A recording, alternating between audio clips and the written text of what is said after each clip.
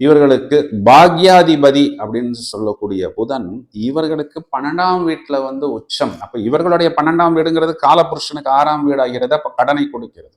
எந்த ஒரு பாக்கியமாக இருந்தாலும் ஒரு கடன், ஒரு இஎம்ஐ, அது ஒரு சின்ன காரா இருந்தாலும் சரி, ஒரு வீடா இருந்தாலும் சரி, ஒரு அபார்ட்மெண்ட்டா இருந்தாலும் சரி, இவங்களாதான் ஸ்டெப் எடுத்து இவங்களாதான் கடனை ஏற்படுத்தி கொண்டு இவர்களாகத்தான் அந்த இஎம்ஐயை வைத்து கொண்டு அந்த ஒரு விஷயத்தை வாங்க முடியும். இல்லை என் லைஃப் பார்ட்னரே அதெல்லாம் வாங்குவாருன்னு எதிர்பார்த்து காத்திருந்தால் அது ரொம்பவும் கஷ்டமான ஒரு விஷயமாகிவிடும். இவர்களுக்கு ஜீவனாதிபதி இவர்களுக்கு 8ஆம் வீட்டில் உச்சமடைகிறது. இதைத்தான் மாத்துர்காரகனாகவும் வருகிறது.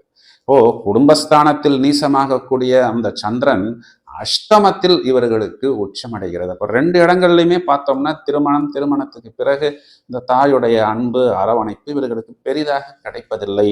லாபஸ்தானாதிபதி ராசியில் நீசம், ஆப்போசிட்ல போய் உச்சம். விரயாதிபதி விரயத்தில் உச்சம். இப்போ இந்த எல்லா அமைப்பையும் பார்த்தோம் அப்படின்னா துலா ராசிக்கு துலாம்னு பேர் வைக்காம துக்கம்னு பேர் வச்சிருக்கலாமா சார் அப்படின்னு நீங்கள் கேட்பது எனக்கு நன்றாக புரிகிறது.